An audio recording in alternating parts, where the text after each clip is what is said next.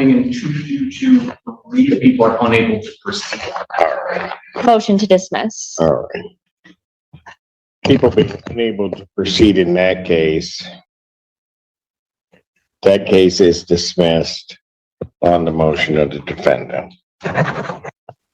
And then in case ending in 0150, plea form indicates the defendant would be pleading no contest to an added count 2 of larceny, 200 to 1,000, the 1-year offense. Upon a successful plea to that charge, count 1 would be dismissed.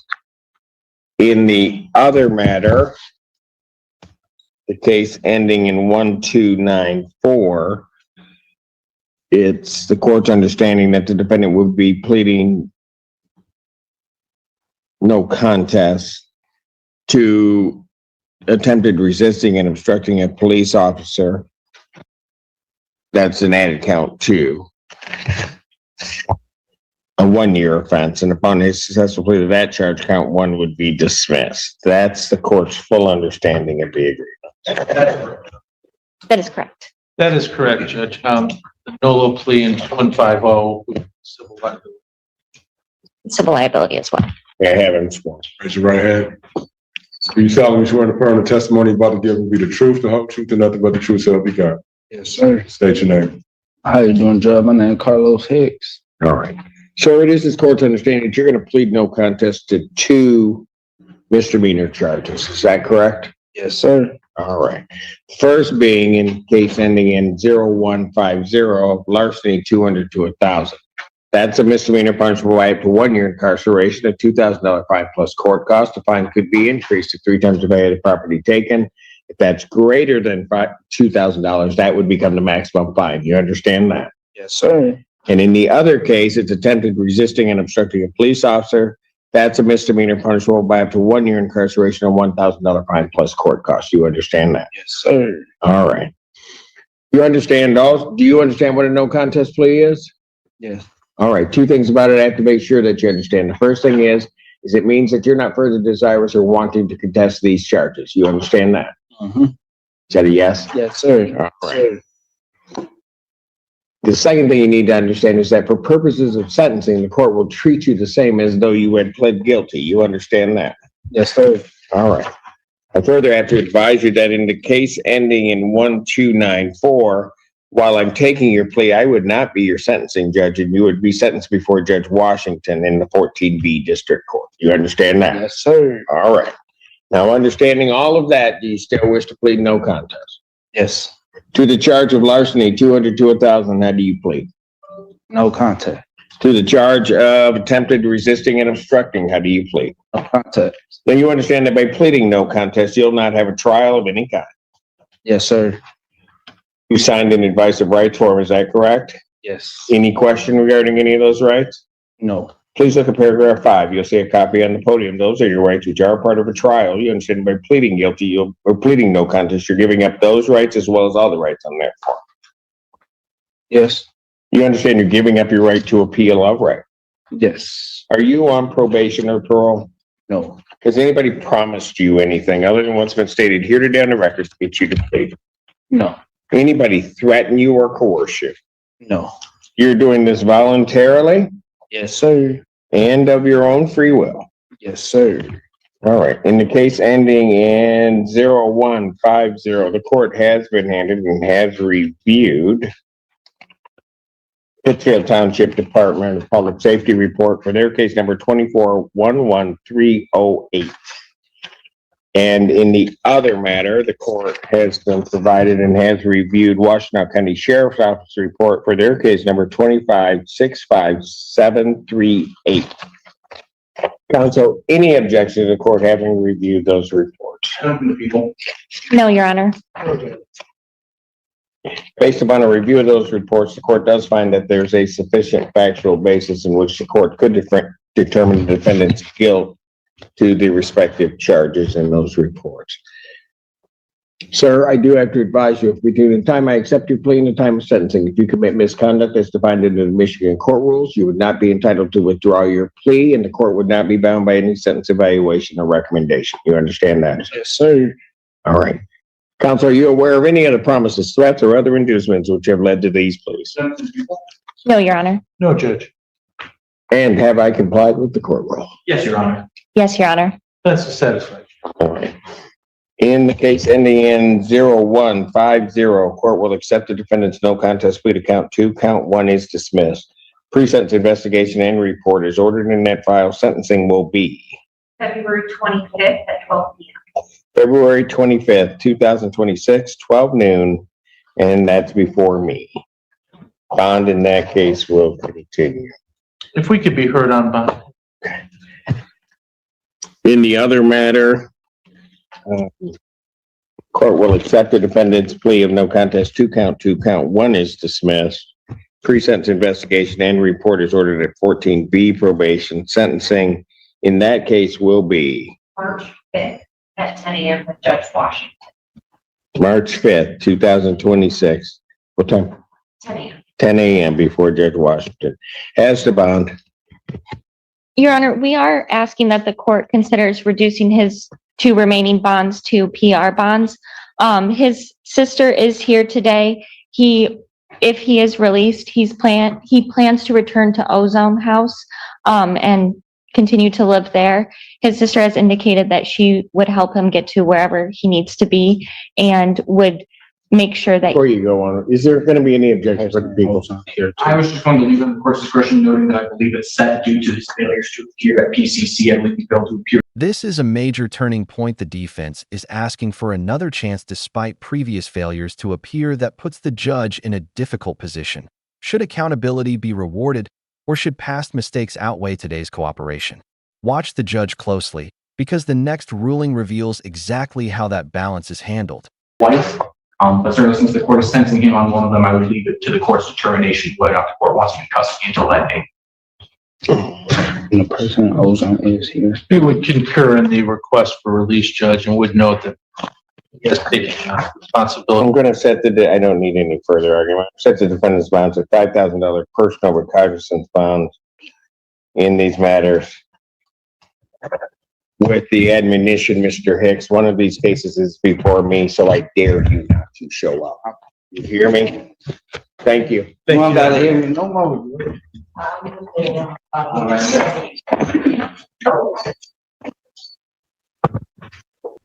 Sherilyn Foster Tucker on behalf of Devontae Smith. Devontae Smith. Thank you. All right. Where are we? Your Honor, I just got a bond violation report just about 2 minutes ago. But I have had a chance to speak with my client about it. And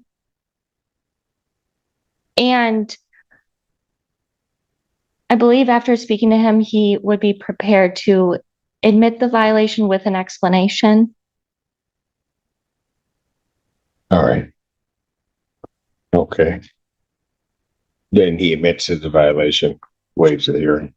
Yes, Your Honor. All right. And as far as the explanation, go ahead. Yes, Your Honor. I don't believe the explanation is too different than what was outlined in the report. Mr. Smith indicates that he is on probation for another jurisdiction. As a part of that probation, he is attending a class, an anger management class at Catholic Charities, which is on Packard Road.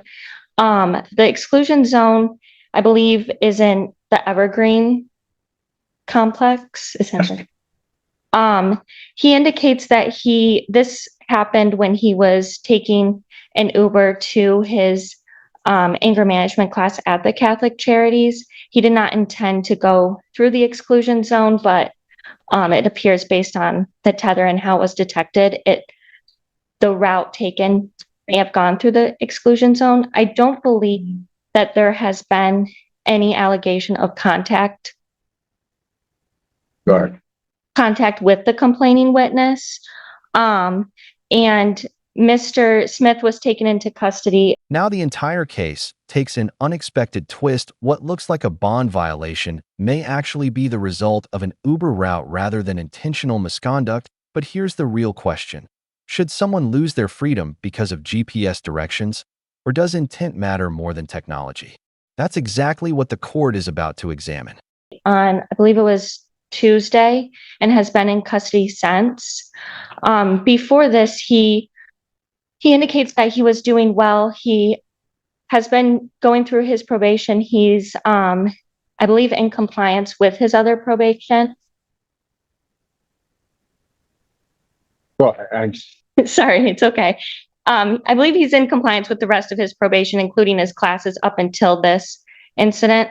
And he indicates that as part of his probation, he was asked to take care of these bench warrants back in the beginning of June, which is how he came to the court at the beginning of June. He has done almost a week at this point, so he's hoping that the court would consider reinstating his PR bond and allowing him to be back out so that he can continue to do the classes. He also has a job that he indicates he's spoken to them and they are holding for him released and he can go back.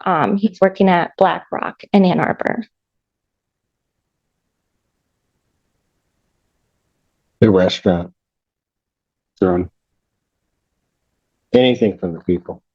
No, we have no information contrary to what was reported by community corrections. He is in federal probation for mail theft, or keys are locked, stolen, or reproduced, which is a felony. So, That's what he's on probation for. yeah, he's out of probation from the federal court.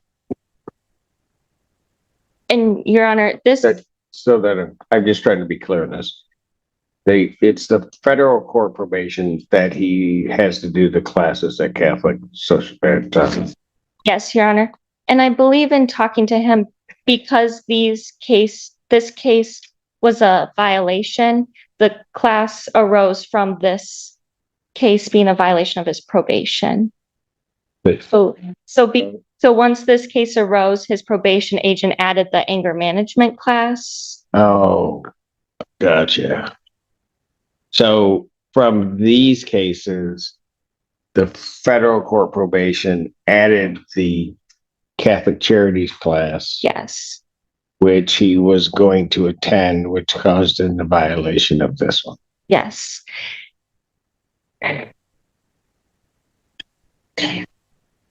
Got it. Your Honor, we do not have any contact with the victim regarding this violation or anything like that. So I leave it up to the discretion of the board, but I just ask that the GPS file remain and he's released. Yeah, well, I guess. So I just want to make sure one thing, that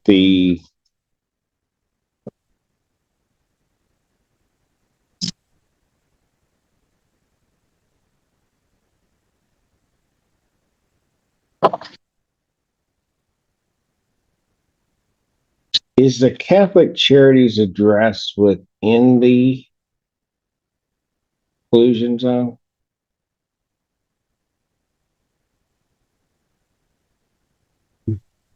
Your Honor, I don't believe so. I think it was passing on Packard. 4,900 Packard, is it? So can you get me, are you asking them or? What are you? Well, I want to know, is the 4925 in the exclusion zone? I'm sure. And then, or how far, because I'm not sure how they're drawing that exclusion zone. And young man, you were coming from what, Ipsy? Ann Arbor. You were coming from Ann Arbor going to Catholic Charity. Gotcha. Is your current address in Ann Arbor or? My current address is in West Landing. Yeah. So, what were you doing in Ann Arbor that you were coming from Ann Arbor to? I was cashing the check from my job. You were what? My possession. I was cashing the check that my job had gave me. It was at Lake Trust, the Lake Trust over off of Packard, Got it. and that's where I was coming from. And you work at, is it the Black Rock on State? Yes, Your Honor. Okay. I can see. Okay. All right.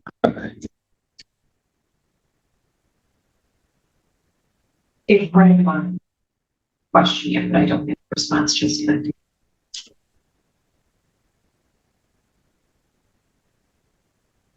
Because if it's evergreen,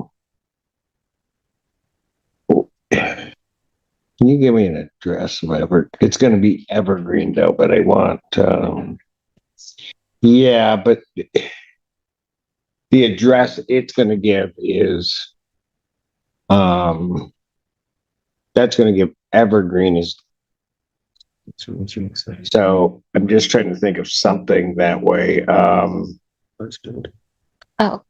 That is Woodland Hills. Right, exactly. That's the Woodland Hills address is evergreen. But then,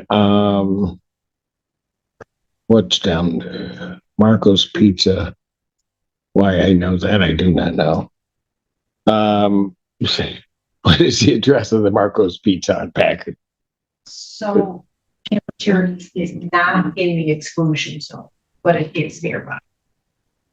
Got it. I think I know where Catholic, what's the, Oh, do you want to know when cafeteria is? it's, right, and well, I want to know in relation to Evergreen where it is, or Woodland Hills Drive. About 0.2 miles away, It's Up the really road. close. It's right next door. like almost. Yeah, yeah. Right, because I'm thinking about the road, it's right next door in Evergreens, the Woodland Hills. It's right next door to Spice Street Apartments. It's showing on Yeah. the northwest corner of Packard and Gulf side. Okay. So how do you, it's gonna be the problem I'm having is how are you going to, This is the kind of courtroom moment you don't see every day. Instead of rushing to punish the defendant, the judge starts investigating the facts personally. That approach can completely change the outcome because judges aren't limited to checking boxes. They're expected to make decisions that are both lawful and fair. I don't have a problem releasing him. I don't think he was intending on trying to do anything. But our exclusion zone, yes. right?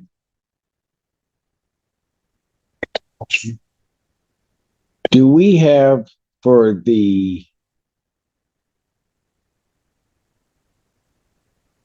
alleged victim in this case, do we have a specific address for them?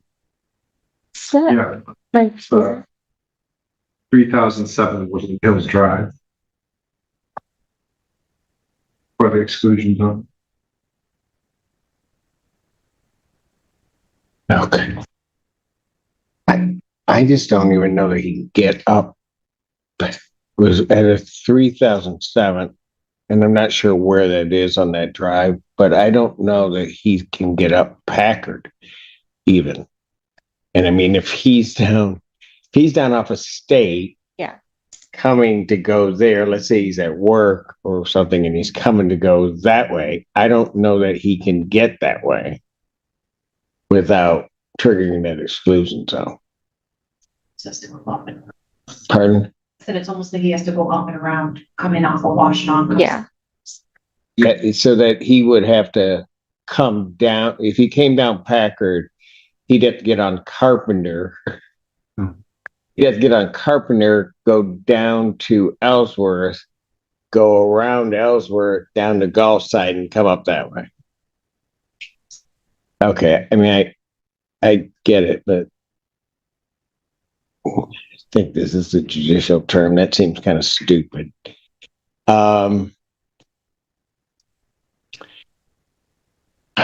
let's do this first part.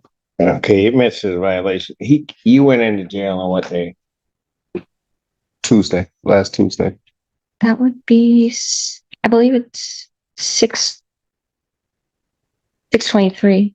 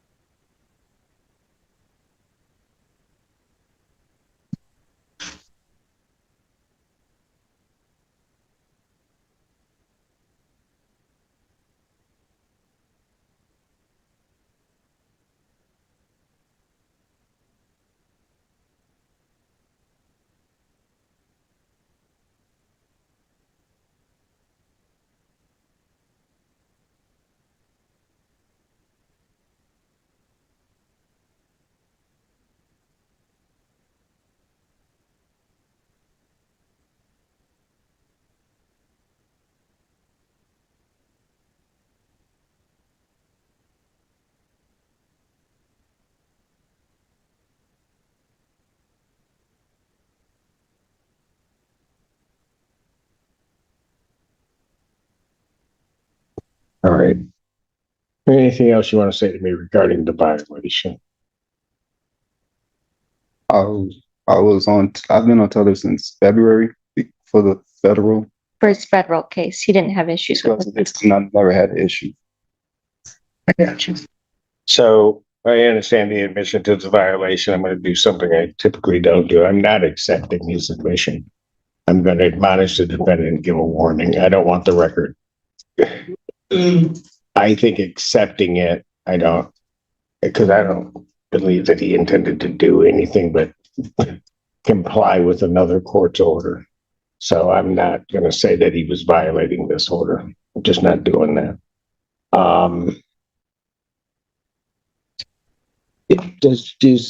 Can you get me something that shows where 3007 is? On Woodland. Your Honor, oops. Yes. Yes. I would believe it's the first building, which, It's the first building right on Packer. Okay. No, that's what I thought it was. I thought it was right up next to. Okay, so this is a warning we'll give you. I think you know where you got to stay away from. It's so even when you're coming out of, you've got to be real careful because even if you're coming out of Catholic Charities, if you come out of there and make the turn the wrong way, you're going to be in that zone because that zone is going to come across Packard Road. You follow me? Yes, Your Honor. Okay. So what I'm going to do is, having not accepted, I'm going to give you that warning. Told you where you're going to have to go up and around in order to get there. Okay. And my other suggestion to you is that should you turn the wrong way and that alarm go off, that you just stay right where you are. Okay, because what ended up happening is they had to go and try to find you.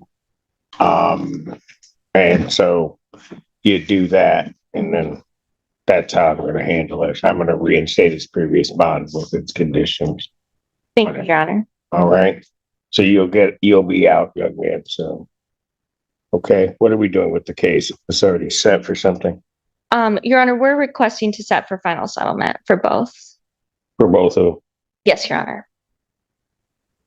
Jury final settlement conference will be set for August 7th, 2026. 9 a.m. Jury selection, August 10th, 2026 at 8:30. All right, in both matters. And just so the record is also clear, I'm not faulting anybody from, in making my ruling on it, I'm not faulting anybody from Pittsfield Township, certainly, or the JSG. What makes this ending memorable isn't that the defendant simply walks free. It's why the judge explains the difference between a deliberate violation and an honest mistake, then issues a clear warning instead of harsher punishment. Do you think this was the right call, or should bond conditions always be enforced without exception? In terms of how they responded and what they did, it was appropriate, but just, I think officially this is called everything in a cluster. All right. You got it. Oh, when you get out. Yes, he needs, did they take his tether off already? They did. Okay, so he's got to have a tether prior to his release.